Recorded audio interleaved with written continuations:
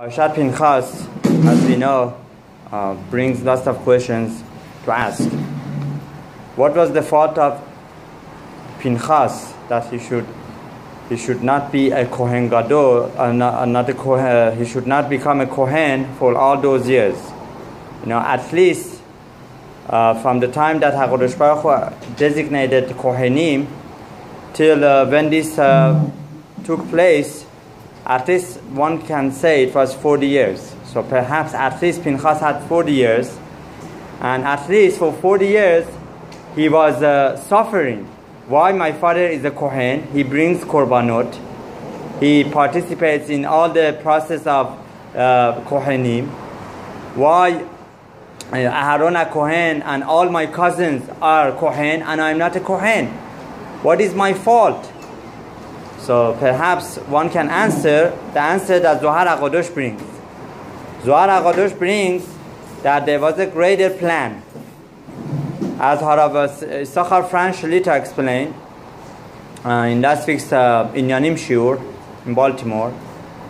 In Zohar Hakadosh it says that Hakadosh Baruch Hu knew that there would be a time that the story of Kozvi and Zimri would take place. And Hakadosh Baruch Hu knew that Pinchas would be the one who is going to take action. So, what would have happened if Pinchas would have been designated as a Kohen, or if he would have been born after the designation of Kohenim, that Kohenim would be from Aharon a Kohen, Elazar a Kohen, and all the children who are born afterwards. So, he would have become a pasul Kohen. A pasul Kohen is somebody, right, who kills someone. One of the things that makes a Kohen pasul. Even b'shogeg, if a Kohen kills another person b'shogeg, he is not allowed to go duchan. So Hashem didn't want Pinchas to lose this privilege, the privilege of being a full-fledged Kohen. As Masechet Pesachim tells us that from Pinchas, later on, there were 300 Kohenim working in Beit HaMikdash. 300 Kohenim just from Pinchas. So HaKadosh Baruch Hu had a greater plan. He didn't give the Brit Kehuna to Pinchas only after the story of Zimri and Kozvi took place. But after that, he got the Brit Shalom, right, the Brit of Kehuna, the Olam Va'ed. So many times we see on the surface things happen do not make sense to us. Things happen. Why this is happening to a Sadiq? Why nothing bad happens to the Rasha? The quick answer to that is we don't know, and there is a greater plan. As Harav Frand said over a story that there was a Bachur Yeshiva who went to skiing. Skiing, always skiing could potentially bring dangerous situations.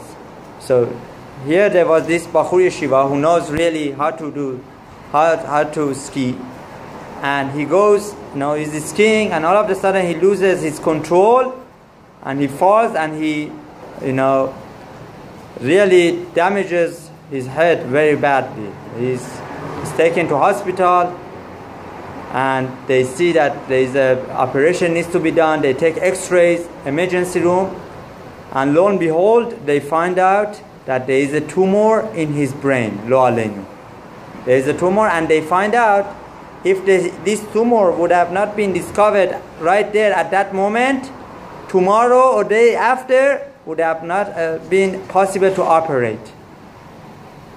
So they take the tumor out, they do other surgeries, and after a while, Baruch Hashem, this Bachur becomes healthy.